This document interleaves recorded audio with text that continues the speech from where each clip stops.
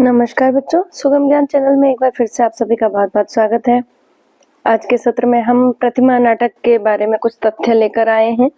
प्रतिमा नाटक, पात्र परिचय, कथासार और कथासार के मध्य से किंचित प्रश्न उत्तर भी। तो वीडियो को अंत तक पूर्ण रूप से सुनेंगे, आपको संपूर्ण पुस्तक का ज्ञान हो जाएगा।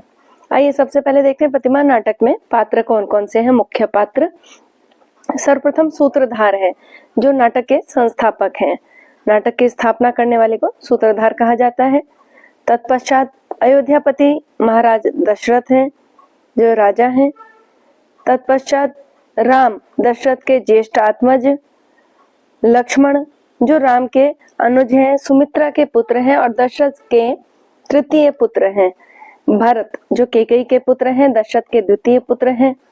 शत्रुघ्न सुमित्रा के ही पुत्र हैं, ये भी लक्ष्मण के सहोदर हैं और दशरथ के चतुर्थ पुत्र हैं, चतुर्थ संख्या के पुत्र हैं। इसके पश्चात इसमें सुमंत्र नाम के एक सारथी हैं, मंत्री हैं, जो महाराज दशरथ के अमात्य हैं, सुमंत्र। सूतः, सूत कौन है? भरत के जो सारथी थे वे सूत हैं। तत्पश्चात इसमें रावण नाम के प्रतिनायक भी हैं। ये प्रतिनायक है, ध्यान रखिएगा, एक होता है नायक, एक होता है खलनायक और एक होता है प्रतिनायक। रावण खलनायक नहीं है, प्रतिनायक है। वे भी नायक हैं। श्री राम के समक्ष जो दूसरे नायक हैं वह प्रतिनायक हैं। रावण जो लंका के अधिपति यानी लंका के राजा हैं। तत्पश्चात देवकुलिक, देवकुलिक कौन है? प्रतिमा गृह के पूजक है यह देवकुलिक। वृद्ध तापसौ, दो वृद्ध तापस हैं, तपस्वी, जिन्होंने युद्ध के दर्शक हैं जो दोनों। नंदिलक जो है तपस्वी परिजन है। तपस्वी दंडकारण्य के एक तपसः, दंडकारण्य के तपस्वी थे। भट्टः, भट्टः कौन है? राजपुरुष है वे। सुधाकर, सुधाकर वे हैं जिन्होंने प्रतिमा गृह में सुधा का लेपन का कार्य किया है। कांचुकीय अंतःपुर, रानी के स्थल पर वृद्ध सेवक जो हैं, ये तो पुरुष पात्र हैं। तत्पश्चात स्त्री पात्रों के बारे में हम चर्चा करते हैं। मुख्य स्त्री पात्र नटी, सूत्रधार की स्त्री, जो सूत्रधार रंगमंच पर आकर प्रस्तुतिकरण कर रहे थे, उनके साथ एक नटी भी है। तत्पश्चात कौशल्या, जो दशरथ की प्रथम पत्नी है, राम की माता है। कैकेयी दशरथ की द्वितीय पत्नी है और भरत की माता है। सुमित्रा दशरथ की तृतीय पत्नी है और लक्ष्मण के और शत्रुघ्न के जो है माता है। सीता, सीता मिथिला अधिपति महाराज जो जनक हैं उनकी पुत्री है, राम की भार्य अर्थात पत्नी है। अवदातिका, यह सीता की सखी है। प्रतिहारी अंतःपुर के द्वारपालिका है और विजया कैकेयी की अंतःपुर की प्रतिहारी है। नंदिनिका कैकेयी की परिचारिका है। तापसी दंडकारण्य की तपस्विनी है। चेटी यह सीता की दासी है। तो बच्चों, यह जो है प्रतिमा नाटक महाकवि भास के द्वारा लिखा गया है और यह इसके पुरुष और स्त्री पात्रों का जो है परिचय मेरे द्वारा आपको दिया गया है। भास ने 13 नाटक लिखे हैं। कितने लिखे हैं? 13 नाटक लिखे हैं, जिनमें से एक है प्रतिमा नाटक। तो बच्चों, आगे हम लोग इसी नाटक के प्रकरण में कथासार देखते हैं अंक के अनुसार। तो प्रतिमा नाटक में जो है कुल 7 अंक है। 7 अंकों में भास ने इस नाटक को बांधा हुआ है। प्रथम अंक में क्या होता है? रंगमंच के ऊपर सूत्रधार आते हैं और नाटकीय कथा वस्तु प्रस्तुत करते हैं कि दशरथ जो है वह वहां पर राज्याभिषेक की व्यवस्था कर रहे हैं। प्रतिहारी जो है दशरथ को कांचुकी के बारे में सारी वार्ता उनसे बात कर रहे हैं, उनसे बता रहे हैं। वहीं राजछत्र रखा है, स्वर्ण कलश रखा है अभिषेक के स्थान पर जहाँ राम का अभिषेक होना है।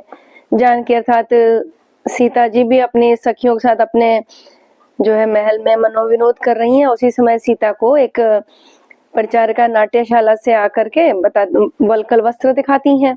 सीता उन्हें कहती हैं कि यह वापस देकर आओ, इस तरह से चोरी से नहीं लाना चाहिए। किंतु कौतुक वशात सीता स्वयं उस वल्कल वस्त्र को धारण कर लेती हैं और उस समय उन्हें कोई कहता भी है कि ये जो है उचित नहीं था ये तुम्हारा धारण करना। इधर दूसरी तरफ दिखाते हैं कि राज पंडित राज्याभिषेक के लिए दशरथ के आदेश की प्रतीक्षा कर रहे थे। अकस्मात वाद्य यंत्रों की ध्वनि जो है बंद हो गई और संपूर्ण राजभवन में उदासी भर गई। सीता के पास जो है राम आते हैं। सीता भी उनसे पूछती क्या अभिषेक स्थगित हो गया है? बोले हाँ। बोले क्यों? तो बोले कि क्या कारण है अभी पता नहीं, पिताजी ने कहा है तो वह स्थगित हो गया है, कुछ विचार करके ही कहा होगा। उसी समय पता चलता है कि महाराज दशरथ जो है मोह को प्राप्त हो गए, अर्थात मूर्छा को प्राप्त हो गए, मूर्छित हो गए, बेहोश हो गए और यह समाचार सभी जगह फैल गया। श्री राम भी अपने तात अर्थात पिता के वचन का पालन करने के लिए जो है वन जाने को तैयार हो गए थे। अच्छा, दशरथ मूर्छित क्यों हुए? क्योंकि कैकेयी ने उनसे इसी मध्य में मंत्रा के कहने पर अपने 2 वचन मांग लिए थे कि भरत को आप जो है राज्य सिंहासन दें, उनका राम श्रेष्ठ है, भरत को कैसे दे सकते हैं?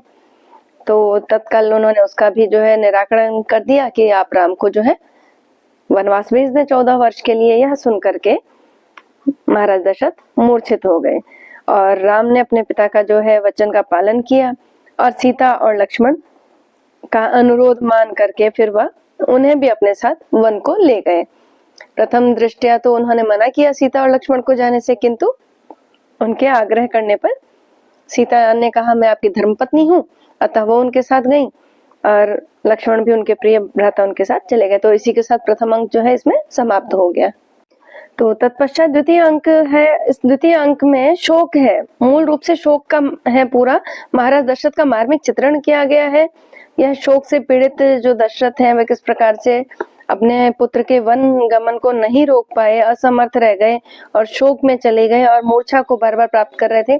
उस समय उनकी जो अवस्था थी वो ऐसी हो रही थी, जल रहित जो मछली होती है वो जिस तरह व्याकुल होकर तड़पती है, ठीक उसी तरह वे भी तड़प रहे थे।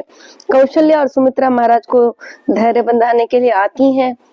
तभी राम, लक्ष्मण और सीता जो है महल से बाहर निकल जाते हैं सुमंत्र के साथ। सुमंत्र के आगमन के बाद वह राम के वन गमन का समाचार जैसे ही महाराज दशरथ को देते हैं, महाराज दशरथ मूर्छित होकर अपने प्राणों को त्याग देते हैं। तो इसी के साथ द्वितीय अंक जो है वो समाप्त हो जाता है। द्वितीय अंक में संपूर्ण शोक और मार्मिक चित्रण दशरथ का किया हुआ है। बच्चों, प्रतिमा नाटक के तृतीय अंक में पुनः दिखाते हैं कि 12 वर्ष के बाद भरत अपने पिता की अस्वस्थता का समाचार सुन करके मामा के घर से अयोध्या आ जाते हैं। भरत को यह सूचना नहीं दी गई थी कि उनके पिता का देहावसान हो गया है। उन्हें कहा कि दशरथ जो है अस्वस्थ हैं, तो वे वहां पहुंच जाते हैं, अयोध्या आने के लिए तैयार हो जाते हैं। दिवंगत राजाओं की जो है एक प्रतिमा गृह में स्थापित की गई थी, वहां स्वच्छता का कार्य चल रहा था। दिवंगत राजा दशरथ की भी प्रतिमा वहां स्थापित हो गई थी। इसी समय जो है सभी रानियां राजप्रसाद से प्रतिमा गृह में आमंत्रित की गई थी और भरत का भी शुभ वेला में ही अयोध्या में प्रवेश होना चाहिए, ऐसा गुरुजनों का आदेश था। ऐसा मानते हैं कि जब हम कई समय के बाद अपने गृह पर आते हैं तो शुभ वेला में, शुभ मुहूर्त में ही प्रवेश करना चाहिए। तो गुरुजनों ने कहा भरत को अयोध्या के बाहर सीमा पर रोक दिया जाए, शुभ वेला में ही वे आएंगे। तो वह वहां पर विश्राम करने के लिए प्रतिमा गृह के पास ही रुक गए थे। जब वहां पर उन्होंने जाकर देखा दिवंगत राजाओं की प्रतिमा है तो उन्हें प्रणाम भी किया भरत ने। तभी देव कुलिक जो है वो आए और भरत को कहते हैं कि ये जो देव प्रतिमा है ये केवल देव प्रतिमा नहीं है, ये इक्ष्वाकु वंश के जितने भी राजा दिवंगत हुए हैं उनकी प्रतिमा है। इन प्रतिमाओं के दर्शन के समय देव कुलिक ने क्रम से भरत को बताया कि दिलीप है, यह रघु है, यह अजय है, यह दशरथ है, ऐसा परिचय कराए थे। दशरथ की प्रतिमा देखते ही भरत को मूर्छा आ गई, मूर्छित हो गए वो अपने पिता की प्रतिमा वहां देखकर, क्योंकि उन्हें तो पता ही नहीं था कि उनके पिता दिवंगत हो चुके हैं। तो भरत जब चेतना प्राप्त करते हैं तब राम के वन गमन से लेकर के दशरथ के मरण तक की पूरी कहानी सुनते हैं और पुनः फिर चेतना शून्य अर्थात मूर्छित हो जाते हैं।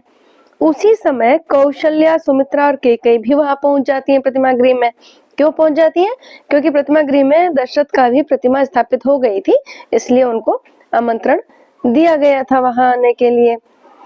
भरत जो है संपूर्ण दोष अपनी माता कैकेयी को डालते हैं कि इन सब का कारण मात्र वे ही हैं, उनके पिता के दिवंगत होने का कारण भी मात्र कैकेयी ही हैं। अतएव कौशल्या सुमित्रा का तो वो अभिवादन करते हैं, प्रणाम करते हैं दोनों माताओं का, किंतु अपनी माता कैकेयी का अभिवादन वे नहीं करते हैं और उपालंब भी देते हैं, अपनी माँ को बहुत उपालंब देते हैं।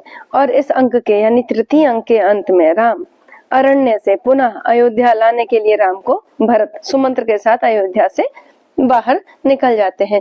उन्हें लगता है कि श्री राम जो है उनके साथ पुनः वापस अवश्य आएंगे, वे अपने भाई को लेने के लिए वापस वहां से निकल जाते हैं। तो इसी के साथ तृतीय अंक समाप्त होता है बच्चों।